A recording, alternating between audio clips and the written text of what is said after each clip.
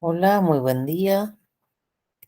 Bienvenidos y bienvenidas a la continuación del módulo 4 sobre salud sexual y reproductiva, específicamente para tratar los contenidos de los métodos anticonceptivos, incluyendo la anticoncepción de emergencia y la protección para prevenir las infecciones de transmisión sexual. Mi nombre es Eugenia Seckler, soy oficial del Programa de Salud Sexual y Reproductiva del Fondo de Población de Naciones Unidas, UNFPA. Soy ginecobstetra con un diplomado en salud sexual y reproductiva para los adolescentes. Anticonceptivos en la adolescencia. ¿Por qué? ¿Por qué incluimos este tema en el diplomado y por qué creemos que es importante conocer sobre este tema? Los y las adolescentes son sujetos y sujetas de derechos, y dentro de los derechos se encuentran los derechos sexuales y reproductivos, los cuales incluyen el derecho a elegir si casarse o no, si formar o no y planificar una familia, así como decidir si tener o no tener hijos, cómo y cuántos tenerlos y con qué espacio entre ellos tenerlos. Es por esto que, independientemente de las otras ventajas u opiniones, los derechos, como sabemos, son para todos y todas y deben ser respetados por el hecho mismo de ser un derecho.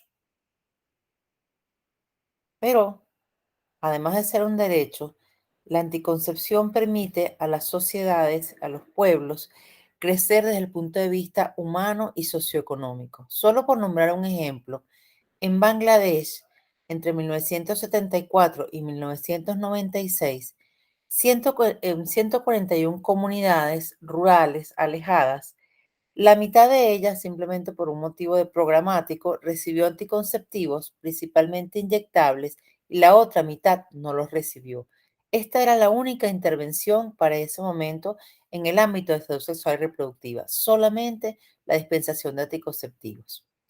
En las comunidades que sí los recibieron, la fertilidad disminuyó el 15%, pero también se encontró un mayor índice de masa corporal en las mujeres, es decir, estaban mejor nutridas, tenían mejor capacidad física, menos limitaciones en las actividades cotidianas y desde el punto de vista económico y de empoderamiento, las mujeres en las comunidades que recibieron anticonceptivos tenían más probabilidad de ser dueñas de tierras y pozos y tener actividades productivas propias y el ahorro. Era mayor la producción en los diferentes grupos, por ejemplo, en los grupos profesionales. Y la escolaridad de los hijos hombres aumentó, aunque lamentablemente no en las hijas mujeres. Como este ejemplo, hay muchos ejemplos a lo largo de la historia de cómo los anticonceptivos se relacionan directamente con el desarrollo de pueblos y localidades. Pero además de todo, es muy importante, la planificación familiar es una de las herramientas más útiles, directas y eficientes de reducir la mortalidad materna. Se calcula que un 30% o más de las muertes maternas son evitadas cuando las mujeres tienen a su disposición anticonceptivos. Cada año se podrían evitar al menos 100.000 muertes maternas en el mundo si los anticonceptivos eficaces y modernos estuviesen eh, disponibles. Pero también hay otras opiniones. Por ejemplo, no queremos todas y todos o preferimos que los adolescentes estén en abstinencia, especialmente los adolescentes más jóvenes. ¿Será que es suficiente con promocionar la abstinencia? ¿Para qué queremos darle los anticonceptivos a las y los adolescentes? Entre muchas experiencias y estudios, solo les vamos a nombrar dos. A 5.000 jóvenes entre 15 y 24 años se enrolaron en dos tipos de intervención. Uno, solamente abstinencia, cuyo resultado fue que se aumentó la edad en la que comenzaban las relaciones sexuales, y a otro grupo se les dio abstinencia más información sobre los métodos anticonceptivos. Para este segundo grupo, además de demorar el debut sexual, estos adolescentes se protegían más en su primera relación. La abstinencia sola no es efectiva para retrasar el debut sexual, las primeras relaciones sexuales. Tampoco, y esto es muy importante, para disminuir el número de parejas sexuales. Las intervenciones realmente eficaces para esto son las intervenciones integrales que combinan la educación y la promoción de la abstinencia con la disponibilidad de métodos anticonceptivos e información veraz y adecuada sobre los mismos. Para estas intervenciones sí hay una disminución de relaciones sexuales y el número de parejas y aumentó el uso del condón en esta experiencia. Y no promueve las relaciones con múltiples parejas. Uno tendería a pensar que los países con un debut sexual más temprano tienen más embarazos en la adolescencia, pero fíjense que no es así. Solo por nombrar dos ejemplos. Fíjense que Bélgica tiene una fecundidad adolescente para el grupo de 15 a 19 años tan bajo como 10, mientras que México tiene uno tan alto, aunque un poco menos alto que nuestro país, de 82. Pero fíjense la edad de promedio en la que inician las relaciones sexuales. En Bélgica es 17 y en México es casi 19. Entonces, como vemos, la abstinencia, la promoción de la abstinencia no es suficiente ni determinante para que disminuyan los embarazos adolescentes, que, bueno, por todas las consecuencias que ya conocemos, es lo que queremos evitar. ¿Cuál es la clave del éxito para que las y los adolescentes cumplan con la planificación familiar basada en derechos y cumplan de manera exitosa la prevención de embarazos cuando así lo quieren? La clave es la asesoría a la que dedicamos suficiente tiempo y a la que le dedicamos que cumplan con las claves para ella. Vamos a poner un solo ejemplo. En un área de salud integral comunitaria funciona una consulta de atención diferenciada para adolescentes. En ella trabajan dos médicas y una enfermera dedicadas a los tres a las consultas, que están muy motivados, muy preparados y que realmente les gusta su trabajo.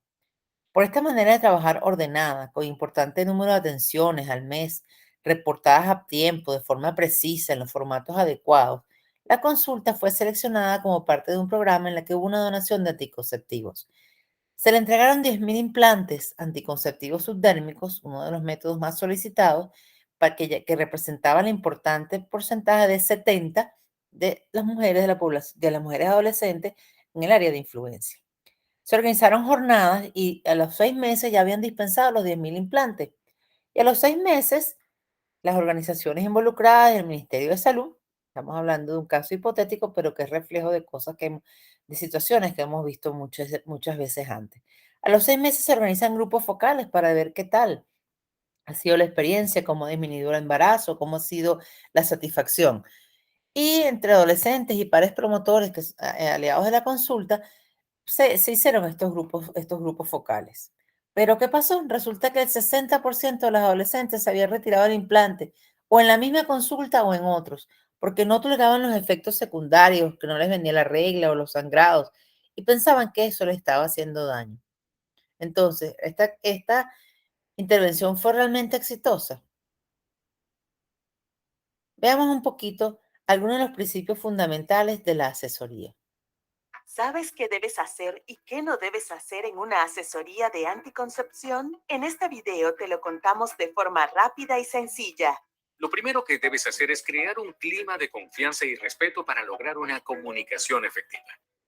Mira a los ojos a la usuaria en todo momento. Muestra interés. No juzgues las opiniones que la usuaria exprese. Muestra empatía. Usa un lenguaje sencillo y sin tecnicismo. Asegúrate de que la usuaria entienda el idioma en que le estás hablando. Si es indígena, debe incluirse un intérprete. ¿Por dónde comenzar? Lo primero que debes hacer es indagar 4 puntos clave. Si la usuaria ha utilizado algún método anticonceptivo con anterioridad, ¿cómo fue su experiencia con esos métodos? Si tiene información sobre la diversidad de métodos existentes y si tiene interés en alguno en particular. Además, es importante obtener información sobre la sexualidad de la usuaria, enfatizando en que su privacidad, intimidad y confidencialidad estarán siendo respetadas en todo momento. Debes indagar número de parejas sexuales de la usuaria, hábitos sexuales, si tiene pareja estable, las características de su menstruación y antecedentes médicos de importancia. Si la usuaria está acompañada de su pareja u otra persona, se debe dar un espacio para que puedan hablar en privado. En el caso de adolescentes, es importante conocer la legislación de cada país para saber a qué edad puede obtener atención médica y un anticonceptivo sin consentimiento. Aunque deba estar acompañada de una persona adulta en algunos casos, Escucha sus dudas e inquietudes y permite que forme parte de la decisión. Luego, debes pasar a la fase informativa de la asesoría.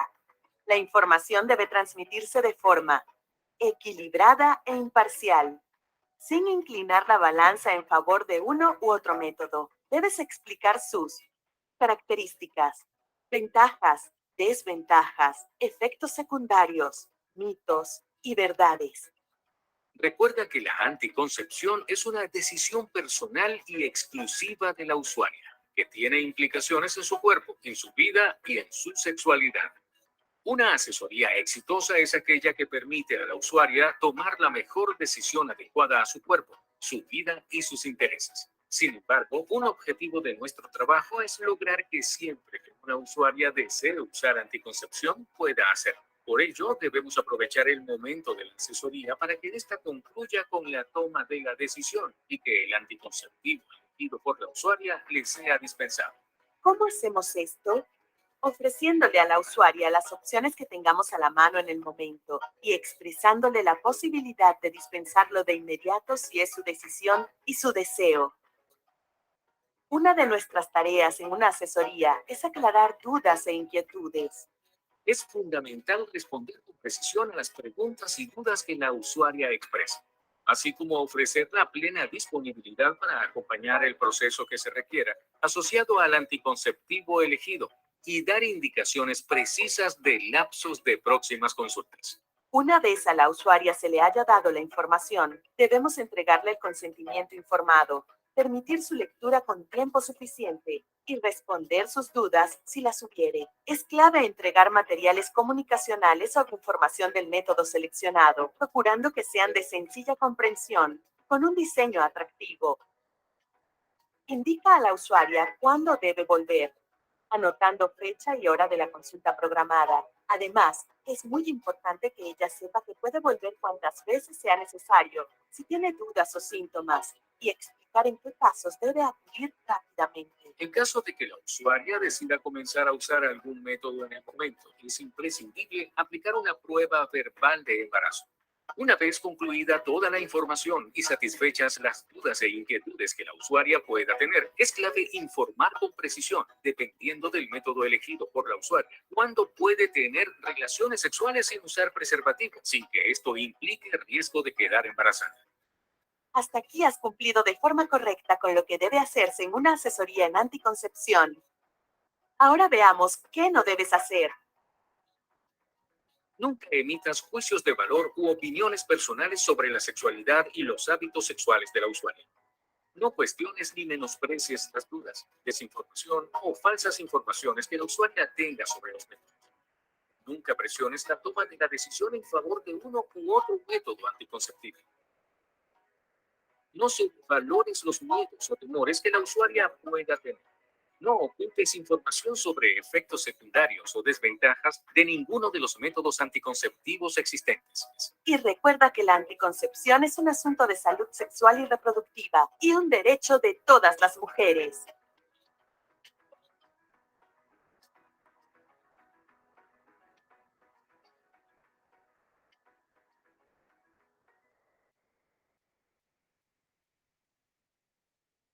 Bueno, como veremos, el mensaje más importante es que la decisión la toma con nuestra asesoría, con nuestra información y con nuestro apoyo, la usuaria o la pareja cuando vienen en pareja. No es algo que impone el médico o la médica o el personal de salud. Todos los métodos pueden usarse en la adolescencia y todos los métodos pueden usarse en las mujeres que no han tenido hijos. Estamos hablando, por supuesto, de los métodos anticonceptivos modernos, bien sea hormonales, como los anticonceptivos orales, inyectables, parches, implantes, ya sean los métodos de barrera, por supuesto, como los preservativos, ya sean los dispositivos intrauterinos. Estos pueden utilizarse en los adolescentes, hayan o no tenido hijos. No hay ningún método que esté contraindicado por la edad misma o ningún método que sea realmente que podamos solamente indicar a esta edad. Es muy, muy importante y clave para nosotros como herramienta lo que se conoce como los criterios de elegibilidad de la Organización Mundial de la Salud. Les recomendamos que descarguen en sus teléfonos inteligentes o, en el caso de no disponerlos, que lo busquen en la página web de la Organización Mundial de la Salud, la herramienta de estos criterios. Esta herramienta nos va a permitir, con una serie de condiciones, por ejemplo, que incluye edad, si toma algún medicamento anticonvulsivante, si tiene algunas condiciones de salud como cáncer de la esfera reproductiva, si fuma, eh, el tiempo que tiene de embarazo, si está lactando, una serie de condiciones que van a cubrir la mayoría, la gran mayoría de las condiciones y mucho más en la adolescencia, donde realmente los adolescentes que tienen alguna enfermedad o alguna condición particular asociada son muy pocas, nos va a permitir a nosotros saber qué método anticonceptivo para esa usuaria adolescente que estamos viendo en ese momento en particular puede o no ser indicado. Los criterios de elegibilidad se dividen en cuatro. Cuando nosotros tenemos un criterio uno o dos para la paciente, la usuaria, con la condición que estamos viendo, significa que lo podemos dispensar o prescribir sin ningún problema. Cuando pasamos al criterio 3, es preferible ya allí consultar con algún especialista o una persona con mucha experiencia en planificación familiar para decidir si podemos o no utilizar en esa usuaria en particular el método que estamos sugiriendo que está sugiriendo el adolescente o que tenemos a disposición. Y por último, criterio 4, definitivamente no debe ser usado. Nosotros con esta herramienta tan maravillosa podemos resolver la inmensa mayoría de las dudas sobre qué método anticonceptivo podemos o no dispensar a una persona, a una mujer adolescente y mujer en general en ese momento.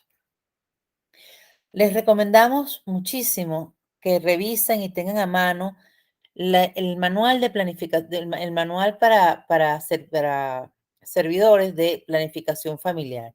Esto es un manual que tiene autoría la Organización Panamericana de la Salud y que realmente para todos los métodos anticonceptivos modernos enseña quién o no, quién puede o no puede utilizarlo, cómo prescribirlo, qué recomendaciones hacer específicamente, de qué manera dispensarlo, prescribirlo.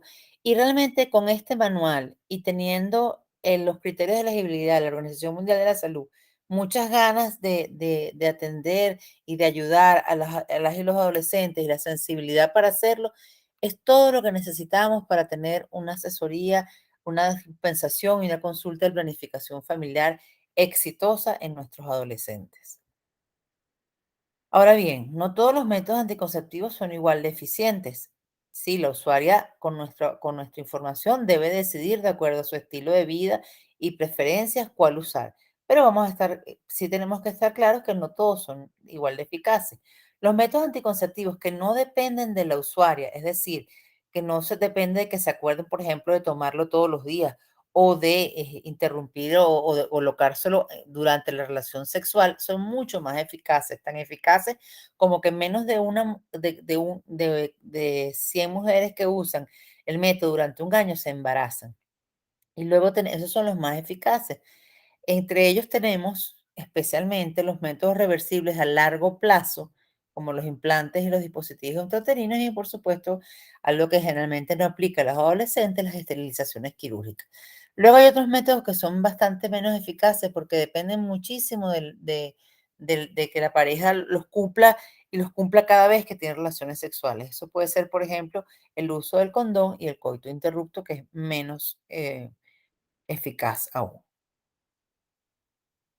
Aquí hay un ejemplo de un hermoso trabajo realizado ya hace varios años en casi 10.000 jóvenes, en donde de forma imparcial, de forma bien informada, completa y con todos los métodos anticonceptivos disponibles y gratuitos, se ofrecía a estas personas, a estas mujeres jóvenes, que escogieran entre métodos reversibles a largo plazo, como lo fueron el dispositivo o el implante, o métodos reversibles a corto plazo, como puede ser una pastilla anticonceptiva.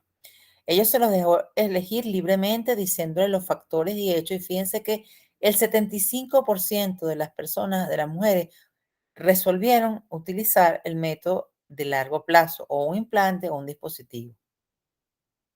Al año se midió la satisfacción. Las mujeres que tenían, que estaban usando el implante o el dispositivo intrauterino estaban mucho, mucho más satisfechas que las mujeres que estaban utilizando casi el doble otros métodos, como puede ser el parche, el aro vaginal o la pastilla. Y más importante aún, cuando se examinaron los fracasos en el método anticonceptivo, fíjense que para los métodos reversibles a largo plazo prácticamente no hubo fracaso, pero ya para los métodos, y un poquito más, pero bastante poquito o muy poco fracaso en las inyecciones trimestrales, en este caso de Depo-Provera, y mucho más en el caso de las pastillas, el aro o el parche. Y eso que estos eran grupos en las que se tomó la precaución de que fueran muy, muy bien asesorados. Lamentablemente, cuando uno prescribe pastillas, la mitad de los adolescentes a los 3 meses no la está usando. Y de las que la están usando, muchas veces la utilizan con olvidos. Entonces, para reflexionar, por ejemplo, si nosotros tenemos una paciente hipertensa, nosotros estaríamos dispuestos, estaríamos contentos con prescribirle un medicamento que le va a bajar la tensión la mitad de las veces. Esto no quiere decir que no vamos a usar nunca las pastillas y de nuevo, la decisión finalmente es de la usuaria siempre que estén disponibles, pero tómenlo en cuenta siempre. Es importante que para nosotros prescribir o dispensar un anticonceptivo, no es necesario hacer ningún tipo de examen. Sobre esto volveremos sobre este tema volveremos. Lo que sí es indispensable es hacer una buena historia, un buen interrogatorio, un buen examen físico, por ejemplo, para el caso de los dispositivos intrauterinos, no así para otros métodos. Entonces, cuando decimos que no vamos a a hacer ninguna prueba de laboratorio necesario, como no es que no le vamos a hacer a ningún adolescente alguna prueba de laboratorio que esté indicada por otra condición médica, pero lo que sí estamos diciendo es que no es un requisito para comenzar la anticoncepción. Tampoco es un requisito que tenga la menstruación. Y entonces, ¿cómo sabemos que está embarazada? Con lo que hemos llamado la prueba verbal de embarazo, que está aprobada por la Organización Mundial de la Salud como un método que nos da certeza razonable de que el adolescente, en este caso, pero en general la mujer, no está embarazada. Es importante por esto que la confianza, el rapport, el tener el tiempo suficiente y establecer una relación agradable, armónica y de respeto con la adolescente es importante, porque los adolescentes, cuando uno establece una relación adecuada médico-paciente, van a decir la verdad. No es la experiencia que las adolescentes van a mentir cuando se les pregunta de forma respetuosa y confidencial. Vamos a ver un video sobre las preguntas que contiene la prueba verbal de embarazo.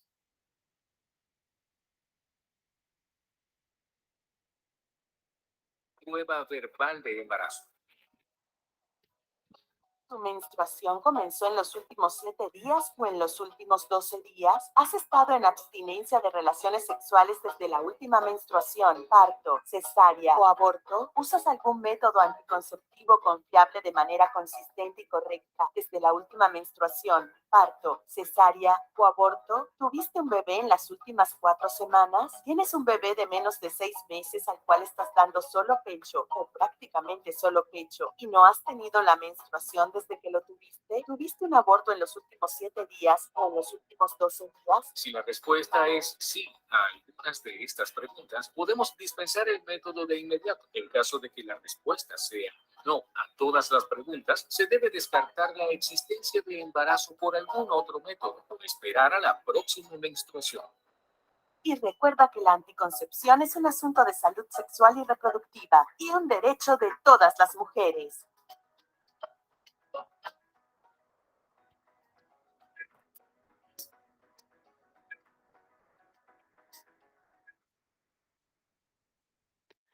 Bueno, vamos a seguir adelante con nuestro resumen.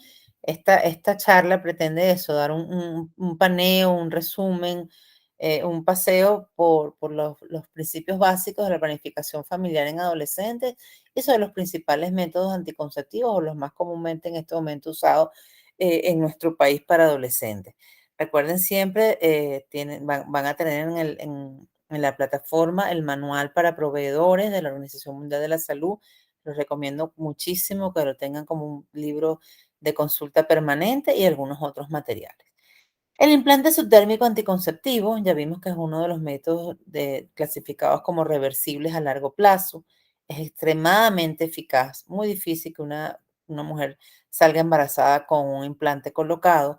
Prácticamente no tiene riesgos a la salud y esto es importantísimo. Se han hecho estudios de muchos miles de mujeres de cortes muy grandes, donde se comparaba incluso el riesgo de mortalidad o de alguna enfermedad grave y el grupo que tiene un implante subdérmico incluso tuvo un riesgo algo menor de sufrir condiciones médicas serias o la muerte. Permite una anticoncepción a largo plazo entre 3 para el implante que es de una sola varilla y 5 años para el implante que es de 2 varillas, que estamos utilizando un poco más frecuentemente. Imagínense lo que significa, por ejemplo, para una muchacha de 15 años que se coloque un anticonceptivo que dura 5 años, lo que significa, por ejemplo, que le permita graduarse de bachillerato, conseguir un trabajo, tener otro tipo de estudios técnicos universitarios, la diferencia que hará en su vida. Es indispensable entender y explicar los efectos sobre el ciclo menstrual.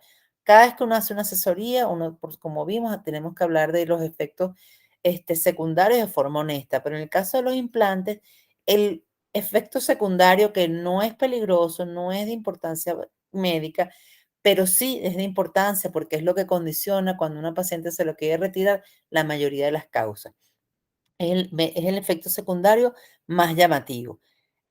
Cuando uno coloca un implante, uno tiene que decirle a la mujer que la regla puede ser que no le venga por un tiempo que no le podemos decir cuánto es el tiempo, pero que es normal, meses, años, no tiene ninguna importancia, porque es un efecto de la progesterona, del progestágeno, que tiene el implante sobre el endometrio, el recubrimiento interno del útero, que está tan delgado por este efecto hormonal, que es reversible, que va a inmediatamente a ser irreversible al quitar el implante, que no hay suficiente endometrio para salir la sangre. No es que la sangre se acumula o está sucia o tiene la sangre adentro, como muchas usuarias o familiares piensan. Entonces, puede ser que la regla no le venga, puede tener manchados irregulares que se pueden volver incluso fastidiosos, como veremos más adelante. Puede sangrar más de una vez al mes. ¿Y cuándo se va a acabar esto? La mayoría se resuelve con el tiempo de uso, pero no todas. Hay mujeres que pueden manchar durante un tiempo largo, pueden dejar de manchar y volver a manchar después, y esto es completamente normal. Por supuesto, las personas tienen que estar entrenadas en la técnica de inserción y de extracción. Hay que decirle, y eso a veces a las adolescentes, sobre todo cuando están escondiendo, que es su derecho a no decir que están usando un método, a que sobre todo en las mujeres muy flacas, muy delgadas, puede verse el implante debajo de la piel y puede dejar una pequeña cicatriz. Y es muy importante que tenemos que estar dispuestos o dispuestas para ver y atender a esa adolescente cada vez que ella venga con la duda, la preocupación, como vimos, especialmente de los cambios menstruales.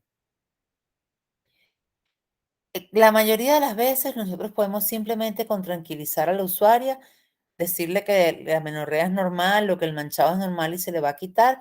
La mayoría de las veces con esto es suficiente. Si el manchado se vuelve muy molesto, muy fastidioso, se pueden indicar antiinflamatorios no esteroideos, un AINES, o se puede indicar, por ejemplo, un ciclo de anticonceptivos orales, si ella no tiene contraindicación para usar el estrógeno.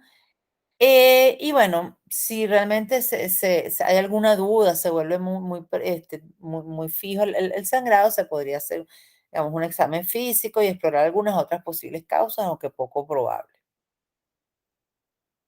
Luego tenemos los dispositivos intrauterinos, del que vamos a hablar ahora, es el que tenemos con más disponibilidad en el país, que es la T de cobre 380A. Los dispositivos intrauterinos es el método más económico que hay. El costo-beneficio es inmenso porque además de todo es un método anticonceptivo que puede usarse hasta durante 12 años. No tiene efectos hormonales, por supuesto. Su mecanismo de acción es estimular una respuesta inflamatoria en el endometrio, alterando la función de los espermatozoides. También las sales de cobre que libera hacen un efecto de cuerpo extraño y es espermicida, o sea, mata a los espermatozoides que van a potencialmente entrar a través del útero. Fíjense que en ningún momento aquí hay un efecto digamos, un efecto de mecanismo de acción que tenga nada que ver con aborto. Los dispositivos intrauterinos no producen abortos. Es muy eficaz, cerca del 98% eficaz. Ya dijimos que permite una anticoncepción a muy largo plazo. Si antes hablamos, por ejemplo, del ejemplo de una muchacha de 15 años que lo protegimos durante 5, imagínense una muchacha de 15 años que llegamos a los 25 años, 25 o 27 años protegida, que estudió, que a lo mejor consiguió una vivienda, que a lo mejor consiguió un trabajo estable, etcétera. Tiene muy pocos riesgos para la salud. Es más probable que una infección que ya hay, si una mujer ya tiene una infección de transmisión sexual como gonorrea o clamidia, cuando colocamos el dispositivo intrauterino, tenemos algo de mayor posibilidad de que esta infección que estaba en el cuello del útero se convierta en una enfermedad inflamatoria pélvica que potencialmente sí es complicada. Por eso es que cuando colocamos un dispositivo intrauterino, debemos de forma clínica, no mediante exámenes, sino de forma clínica, por eso hay que saber explorar un cuello uterino, haber visto imágenes, tener experiencia, simplemente hacer la experiencia cada vez que colocamos un espéculo por cualquier motivo, de ver lo que es un cuello rosado, sin secreción anormal, purulenta. Y en ese caso, cuando sospechamos de este tipo de infección, no colocamos en el momento efectivamente un DIU. Pero el DIU no produce infección por sí mismo. Cuando produce esta complicación de enfermedad inflamatoria pélvica, porque bueno, a lo mejor es raro, pero pudimos haberlo puesto por algo desapercibido, esas infecciones ocurren, o sea, esta enfermedad ocurre, la gran mayoría, si va a ocurrir, ocurre durante el primer mes después de colocado. Frecuentemente, eso hay que decirse al usuario, a la usuaria, la regla es un poco más fastidiosa, un poco más abundante.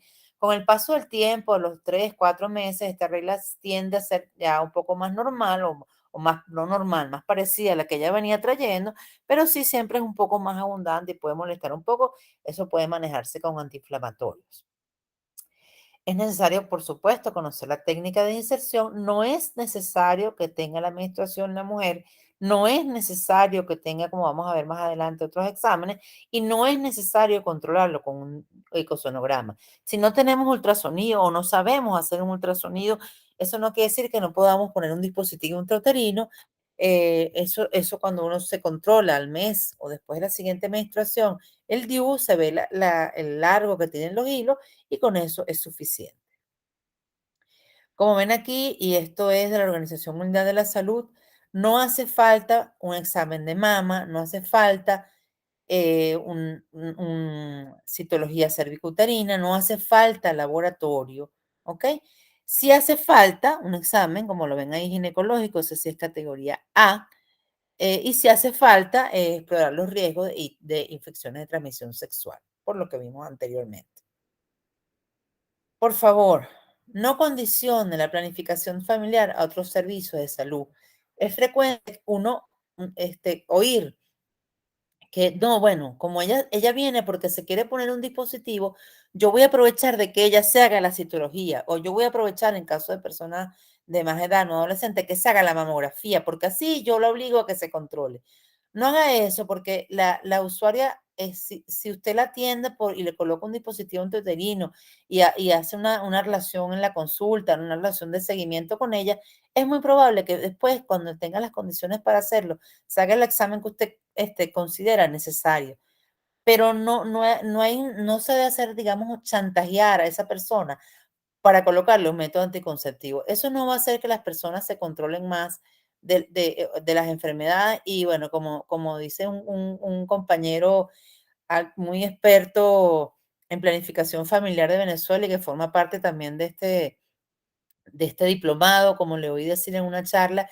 Además, nosotros ya tenemos una mujer por ejemplo, con un cáncer de cuello uterino, o con una condición premaligna de cuello uterino. Ahora, si no le colocamos el DIU, porque en ese momento no tuvo los fondos, los recursos o no lo tuvimos para hacer una citología, ahora vamos a tener una mujer con un cáncer o con una condición premaligna del cuello y un embarazo. ¿Cuán más complicado es eso? El dispositivo no condiciona, no hace por ejemplo, esto es solo un ejemplo, que el cáncer de cuello uterino se disemine profundamente, como algunas personas creen, ni ninguna otra complicación adicional. Por supuesto, el condón es el rey de los anticonceptivos para adolescentes, por supuesto, por su capacidad de proteger contra infecciones de transmisión sexual. Siempre como parte de la asesoría debemos dejarle claro a las y los adolescentes que el método anticonceptivo que le estamos dispensando, sea cual sea, pastilla, parche, inyección, aro, dispositivo, no la va a proteger de una ITS. El condón por sí mismo para prevenir embarazos no es tan eficiente, se calcula que alrededor de un 94%, y la causa de falla más frecuente es que no se usa en todas y cada una de las relaciones sexuales. Muchas veces los adolescentes, cuando uno les pregunta por qué falló, dicen, bueno, creo que se me rompió, creo que el condón estaba malo, creo que se me salió. Y la verdad es que cuando tú interrogas bien y con detalle, es que a lo mejor de 10 relaciones, a lo mejor lo usa en 6 o 7, pero con las otras 3 o 4 fue suficiente para embarazarse. Siempre incluirlo, siempre dejar que los adolescentes practiquen, si hay un modelo anatómico, si no con los dedos o con un cambur, con lo que haya disponible, que se familiaricen, que lo toquen, que le pierdan el miedo al preservativo. Es mucho más probable que una usuaria, y mucho más si es adolescente, si le indicamos directamente el método anticonceptivo, no la volvemos a decir que venga después con un examen o con la menstruación o cuando yo tenga cita, cuando tenga tiempo, cuando tenga, es preferible que lo comience de inmediato. La tasa de uso es mucho más probable si dispensamos de inmediato. El riesgo de que eh, la llamo diferido la consulta, la colocación del método, el riesgo que tenemos es que cuando ella vuelva embarazada. Recuerde, la primera consulta cuando un adolescente solicita un método anticonceptivo puede ser la única oportunidad que tenemos para evitar un embarazo no deseado. Recordar como parte de esta estrategia de cuando tengamos al adolescente allí, dispensar un método anticonceptivo, aprovechar ese momento de oro, son los anticonceptivos, anticoncepción inmediata, pues evento estético o que llamamos AIPE por sus siglas. Esto ha sido un programa muy exitoso del Ministerio de Salud con un apoyo importantísimo de la OPS, la Organización Panamericana de la Salud, sobre la cual ya se tiene experiencia, una experiencia muy positiva en el país. Estamos aprovechando que la mujer ya está en el sistema de salud, ya ella fue a un centro de salud, porque la gran mayoría de nuestras mujeres tienen a sus bebés en los centros de salud. Ya es nuestra responsabilidad también con esa mujer. La mujer y su pareja se aplica, están bastante motivadas porque acaban de tener un bebé y no quieren tener otro en el corto plazo. Es muy eficaz y no tiene más complicaciones. La técnica es muy sencilla para el caso de los dispositivos uterinos y por supuesto para las inyecciones y los implantes es la misma que si no estuviera posevento obstétrico. Luego pasamos a la anticoncepción de emergencia. Esto es un recurso bien importante, bien económico también. Y vamos a estar claros, la gran mayoría de nosotros y nosotras hemos tenido algún episodio en los cuales hemos estado asustados por haber salido embarazado por una relación sexual sin protección, por muchas razones. Puede ser porque hubo olvido de la pastilla, puede ser porque no hubo ruptura del preservativo, puede ser porque fue una relación forzada, lamentablemente, o bueno, porque por algún motivo no se usó el anticonceptivo durante esa última relación. Hay dos formas de hacer esta anticoncepción de emergencia, donde la más conocida es la pastilla de emergencia, muy mal llamada el día siguiente, porque mientras antes se tome la pastilla, hasta las primeras 72 horas, pero mientras antes se tome va a ser más eficaz. En el caso de la que viene una sola pastilla, obviamente es una sola de una sola vez. En el caso de que vienen dos pastillas, se pueden tomar las dos pastillas juntas. El método YUSPE para cuando no tenemos pastilla de emergencia es el tomar una cantidad una dosis de pastillas combinadas, las pastillas orales normales combinadas. Lo más común es 4 pastillas, o sea, digamos, hay que sumar la dosis, pero para las presentaciones más comunes es 4 pastillas cada 12 horas. ¿Por qué no usamos anticoncepción de emergencia siempre? Porque es menos eficiente que los otros métodos anticonceptivos de rutina. Dependiendo de cuándo se la tome, es cerca del 80%. Como tiene una carga hormonal mayor, tiende a tener mayores náuseas, mayores trastornos menstruales, no causa abortos, no causa esterilidad y no hay un límite de tomas al año. Claro que si un adolescente viene repetidamente contándonos que usó pastilla de emergencia, hay que aconsejarle y asesorarla para tratar de que pase un método más efectivo, pero no es verdad que tiene un límite de toma. El dispositivo intrauterino es un arma, una herramienta ideal como anticonceptivo o muy eficaz como anticonceptivo de emergencia. Se puede insertar hasta en los primeros 5 días después de relación sin protección. Es sumamente eficaz y la mujer ya queda con su método anticonceptivo colocado. Hay muchos mitos y estos mitos atentan y son una limitación, un cuello de botella, muchas veces para que un adolescente se use o continúe el uso de un método anticonceptivo. Voy a nombrar algunos solamente.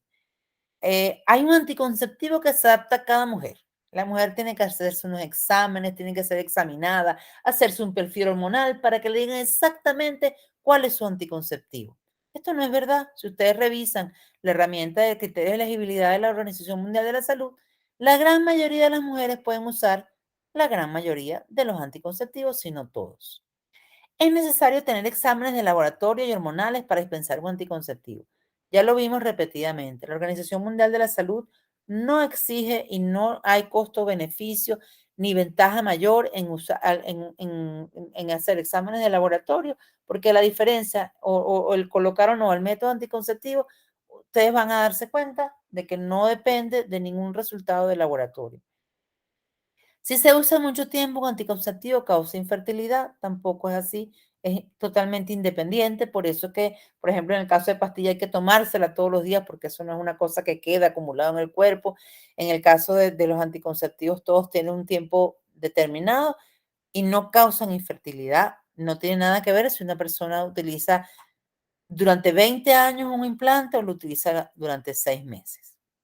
Para dispensar un anticonceptivo es necesario que la mujer tenga la menstruación. No, lo que es necesario es hacer la prueba verbal de embarazo. Si nosotros esperamos a que un adolescente solamente venga con la menstruación para colocar un método, vamos a tener muchas mujeres embarazadas y adolescentes especialmente. Los DIU solo se pueden dispensar a mujeres que han tenido hijos. Ya vimos que no es verdad. Búsquenlo en los criterios de elegibilidad de la Organización Mundial de la Salud y en el país, y nosotros en particular tenemos mucha experiencia en adolescentes a los que se le coloca DIU sin haber tenido hijos. Es muy tolerable, no es particularmente más doloroso que en las mujeres que ya lo han tenido. Si la menstruación no viene usando un anticonceptivo de progestágenos, como por ejemplo el implante, la sangre se acumula y es dañino. Ya lo vimos, no es así. Explíquenselo al adolescente, si ella trae un familiar, una mamá, una tía, una abuela, una amiga, y ella quiere que se lo expliquen, explíqueselo también. Se debe descansar por un tiempo el método anticonceptivo. Esta es la forma más fácil de que una adolescente le salga embarazada sin quererlo y no tiene ninguna validez científica. Si se dispensa un método anticonceptivo, un adolescente va a tener más relaciones sexuales y con más hombres. Ella va a estar desatada, se va a despreocupar, va a tener infecciones de transmisión sexual. Pues no es verdad. Los anticonceptivos lo que hacen es justamente prevenir el embarazo no deseado, pero está demostrado que eso no va a hacer que los adolescentes tengan o no tengan relaciones sexuales o con cuántas personas la tengan. La mujer debe ser delgada, debe pesar menos de 70 kilos para usar un implante. Esto es completamente falso. ¿Ok? Los anticonceptivos pueden los implantes pueden usarse incluso en mujeres obesas. Cuando hay una obesidad mórbida, una obesidad importante, durante los últimos años de la validez del implante, hay algo menos de eficacia, pero siguen siendo muy eficaces. El sangrado irregular secundario, el uso de implantes causa anemia. Es una preocupación frecuente también, porque oyen que la muchacha les dice todo el tiempo que están manchando, que están sangrando, pero la hemoglobina en mujeres que usan implantes, en la gran mayoría o en los estudios grandes, sube. La hemoglobina mejora. Porque si bien es verdad, la muchacha se queja mucho porque le fastidia, le mancha la pantaleta, tiene a veces el mito asociado de que no puede tener relaciones sexuales con la menstruación, las toallas son caras, etcétera, esos son otros temas. Pero en realidad, aunque se queja mucho de sangrado irregular, se puede quejar, la cantidad de sangrado siempre es mucho menor que la de la menstruación. Por favor, no hagan eco de mitos. Consulten el manual, consulten la evidencia y vuélvanse unos expertos en derrumbar mitos. Muchísimas gracias por su atención.